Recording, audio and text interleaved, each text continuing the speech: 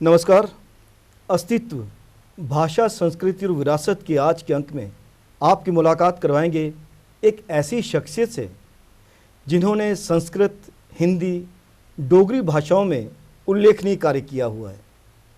उन्हें उनके महाकाव्य डोगरी में जो उन्होंने लिखा था, बेदन धरती दी, उसके लिए साहित्य अकादमी का पुरस्कार मिला। फिर उन्हें अनुवाद के लिए भी साहित्य का पुरस्कार मिला साहित्य अकादमी द्वारा। उधमपुर में आजकल सेटल्ड हैं, आप नाम समझ ही गए होंगे, प्रकाश प्रेमी जी।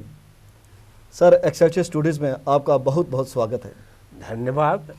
मैं आपका धन्यवादी हूँ, एक्सेलसियर ग्रुप का धन्यवादी हूँ कि उन्होंने मुझे यहाँ अपने स्टूडियो में समय दिया।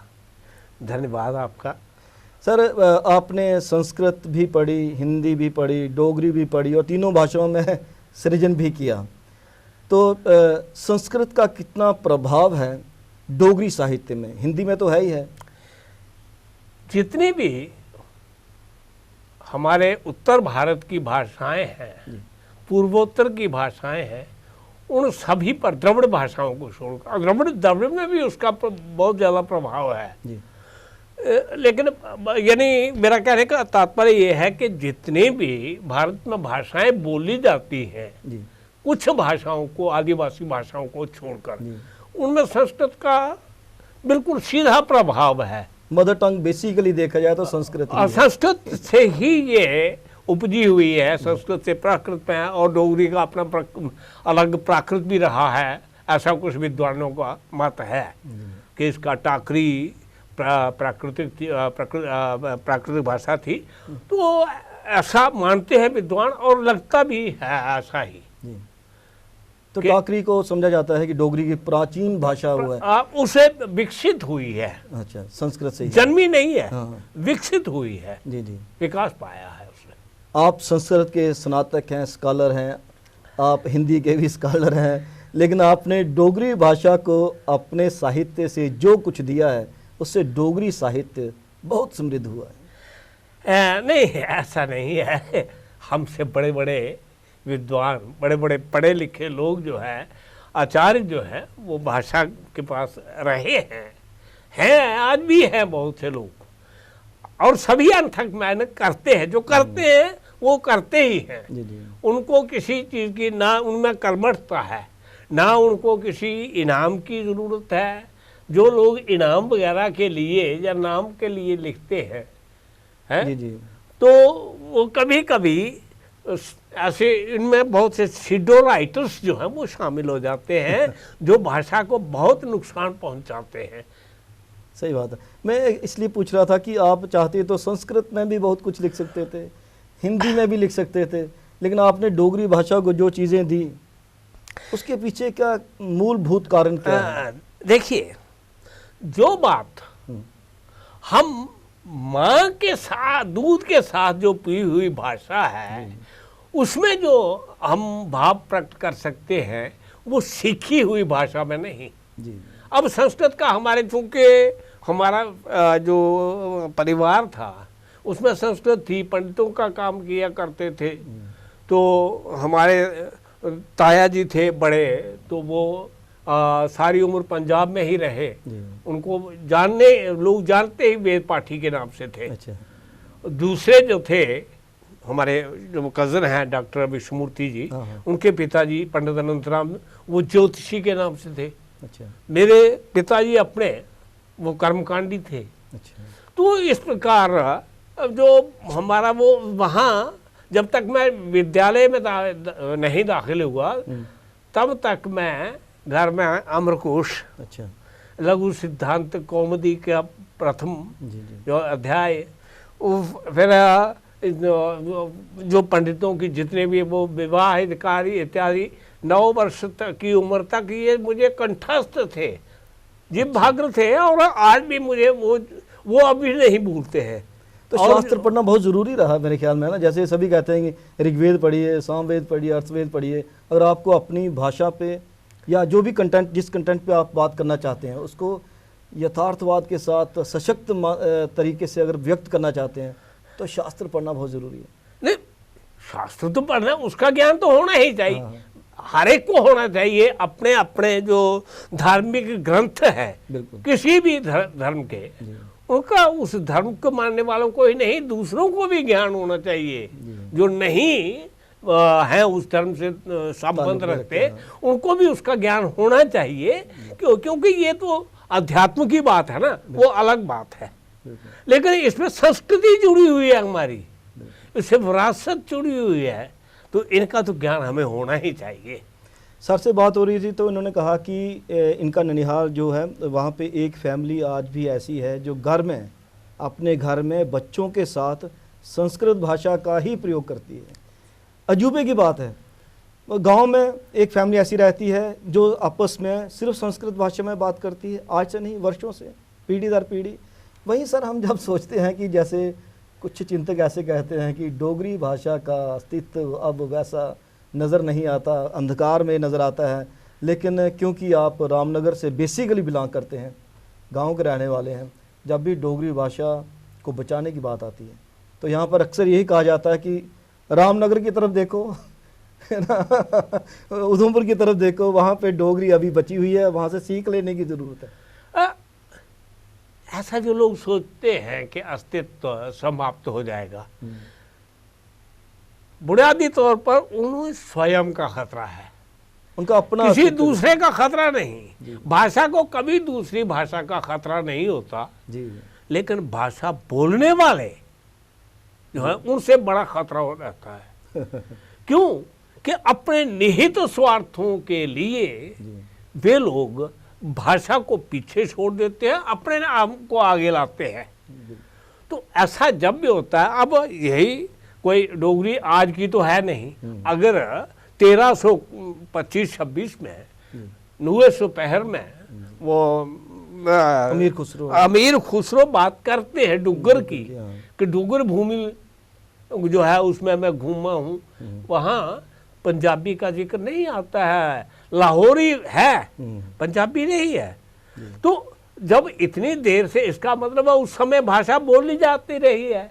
हमारा जितना भी लोक साहित्य है, समृद्ध लोक साहित्य परंपरा, जिसमें इतनी कथाएं हैं कि एक लोक कथा में 25-25 लोग कथाएं शामिल हैं, वो उनको कहते हैं कलियों वाली कथाएं, विस्तृत कलियों वाली कथाएं। एक कली आज खत्म करेगी दादी नानी, अच्छा, दूसरी कल शुरू कर देगी, तीसरी कल, तो इस तरह के 25-25 मौजूद है एक में। तो अब कहाँ उस भाषा को खतरा हो सकता है? हाँ, हम लोगों के द्वारा जरूर खतरा है।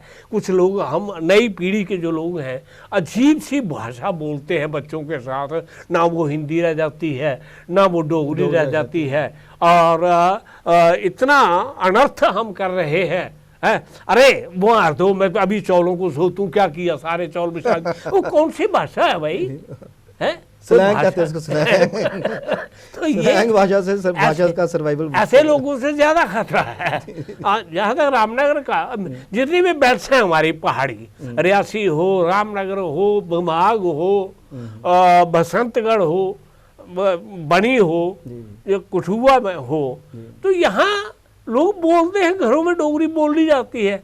और मजे की बात यह है कि आज जो लोग बच्चे को नहीं सिखा रहे हैं, परसों वही बच्चे जो है वो अपनी भाषा में बात कर रहे हैं, क्योंकि वो रची पची है दूध के साथ, तो वो डोगरी में बात करेंगे, और आज भी करते हैं। सही बात है, एक घर वाला नहीं बोलेगा, दूसरा घर वाला तो बोल रहा है, तो जब बच्चे बाहर जाएंगे तो वो सीखेंगे। बिल्कुल, इसमें आप प्रेशराइज नहीं कर सकते बच्चे को कि स्कूल वाले अगर इंग्लिश ही सिखा रहे हैं, नहीं, ऐसा कुछ नहीं है, बोलेगा बाहर, ऐसा कुछ नहीं है ये। और ये लोगों का भ्रम है, जो भाषा एक दफा एस्टैब्लिश, हाँ पहले ये है कि एस्टैब्लिश करो इसको।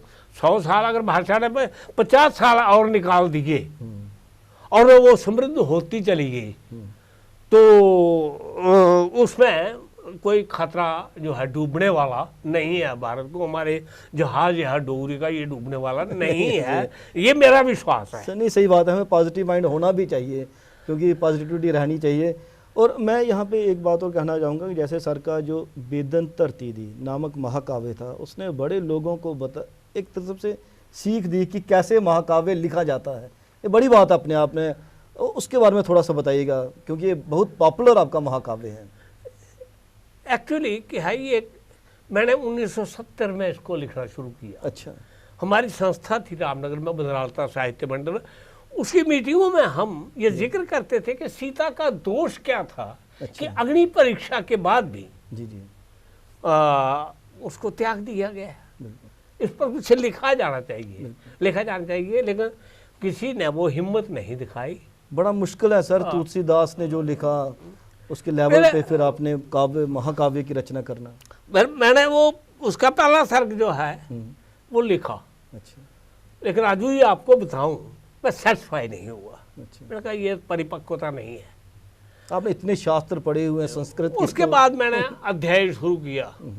रामायण पर जितनी भी पुस्तकें थी अच्छा अवेलेबल, हाँ अब कंबन रामायण मुझे नहीं मिला हाँ, नहीं तो नहीं, मतलब उसको मैं देख सका।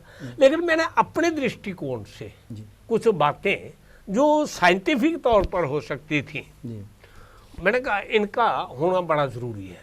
जी। तो अब मैंने वो शुरू ही किया पृथ्वी के वजूद में आने के बाद। अच्छा।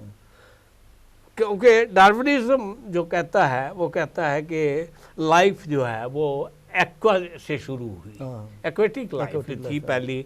तो उसमें उसने सबसे छोटे जो सिंगल सेलुलर एक कोशी जीव अमीबा से शुरू की।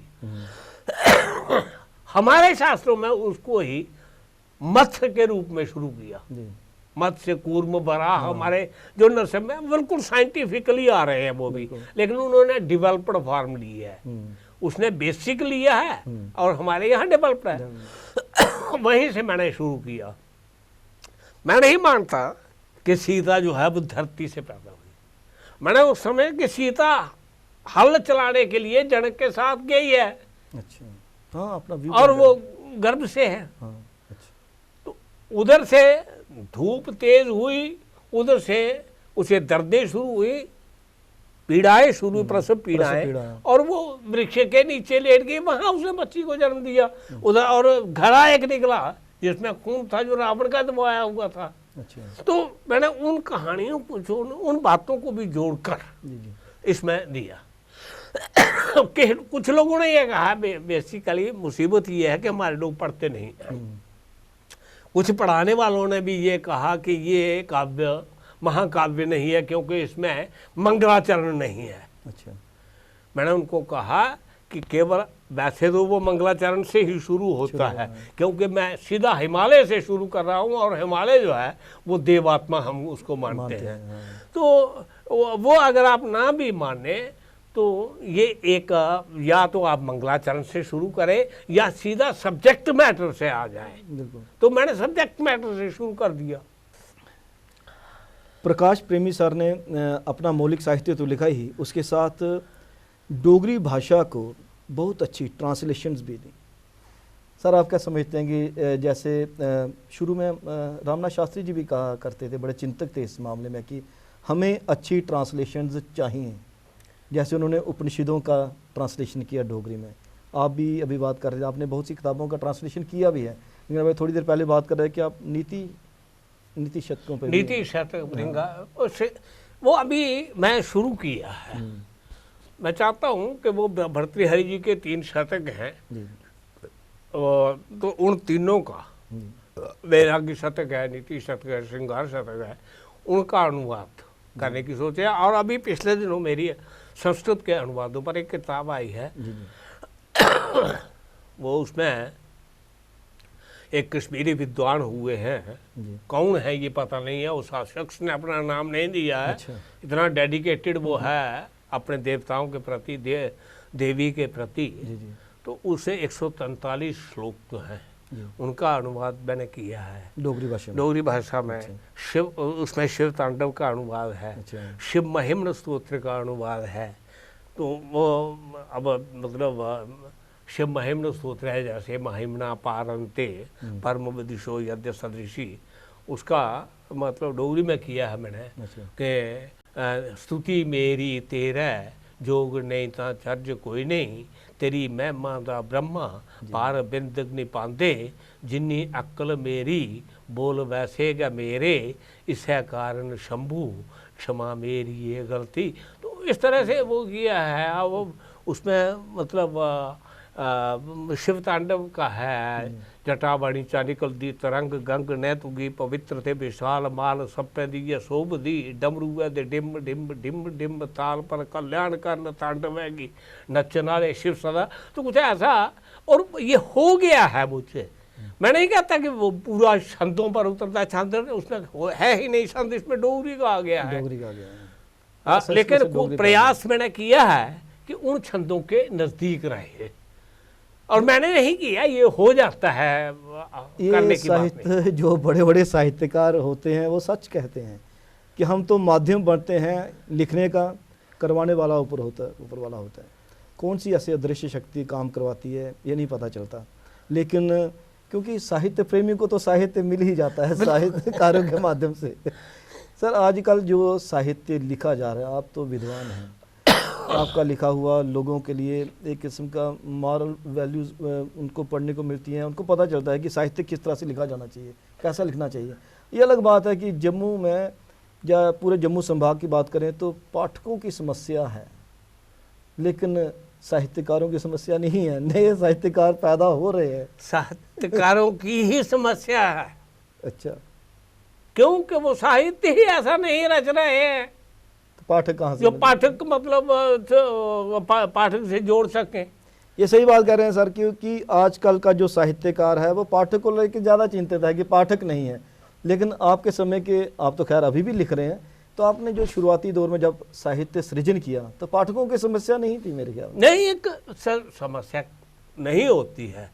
अब वो हरदत्त शास्त्री जी घर घर पर पहुंचे थे, उनकी मतलब इस कविता को हर एक ने सुना था। त्रट्टी चौड़ कंजूसियां आ रही, इन्हें कंजूसियां देकर जमदे पुत्र पंज कल्याण, किस शराबी ते किस मद की सूटे विच गलतान, पंत हरदत्त जी त्रट्टी चौड़ कंजूसियां आली। तो अब वो आज तक दीनू भाई पंत को लोग आज भी याद करते हैं। क्यों? साहित्य ऊंचा भी होना चाहिए, लेकिन साहित्य जमीन से भी जुड़ा हुआ होना चाहिए। जो साहित्य जमीन से नहीं जुड़ेगा वो जमीन पर रहने वालों के साथ कैसे जुड़ जाएगा? नहीं, सही बात है। जो ज़्यादातर चिंतक, जो सही चिंतक हैं और आलोचक हैं, वो क्या करते हैं कि वैश्विक स्तर पे आपको साहित्य को लेके जाना है, लेकिन आचंकितता नहीं छोड़नी है। नहीं, अब एक वो बात है। दूसरी बात ये है कि साहित्य, क्या कहूँ, बहुत सा साहित्य आजकल लोग लिख डालते हैं, लिखने का शौक है, शौक है कि सिर्फ लेकिन जो पढ़ते नहीं है, इसलिए उनकी जो आंखें हैं, उनका दिमाग जो है वो पूरी तरह से खुलता नहीं, और ऐसे ही हल्का साहित्य दे रहे हैं। किताबों का गेटअप तो बहुत अच्छा होता है, लेकिन साहित्य जब हल्का हो तो कैसे वो पहुंच पाएगा? ये समस्या है, पाठक की समस्या मैं मानता हूँ।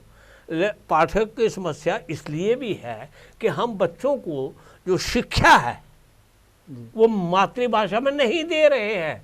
हालांकि सरकार की ये पॉलिसी है कि मातृभाषा में प्राइमरी शिक्षा उनको दी जाए, माध्यमिक शिक्षा उनको दी जाए, और उच्च स्तर पर साहित्य जो है वो पढ़ाया जाए, लेकिन वो है नहीं। और हमने कोर्स की किताबें जो लगाई होती हैं, इतनी बेकार किताबें, 4 आदमी बैठते हैं वहाँ, बहुत बड़ा और वो यहाँ अफसोस के साथ मुझे ये कहना पड़ता है राजू जी कि जो हमारे यहाँ के लोग, जम्मू के लोग समझते हैं कि डोगरी का क्षेत्र जो है वो रामनगर मांडा से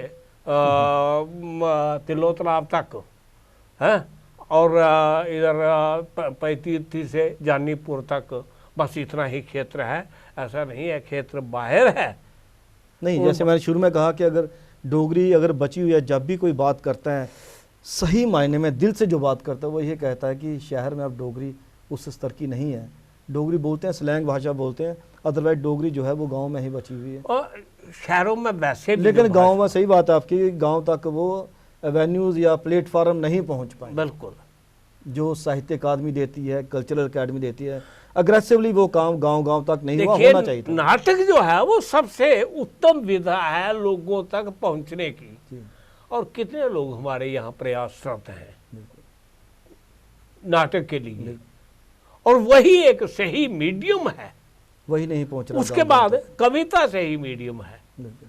कहानी नावल बाद में आते हैं, वो संजीदा मतलब उसमें, लेकिन इससे हर आदमी जुड़ जुड़ा सकता हुआ है, होता है, हर जुड़ सकता 100% लोग इससे जुड़ते हैं, तो ये हमें ध्यान में रखना चाहिए।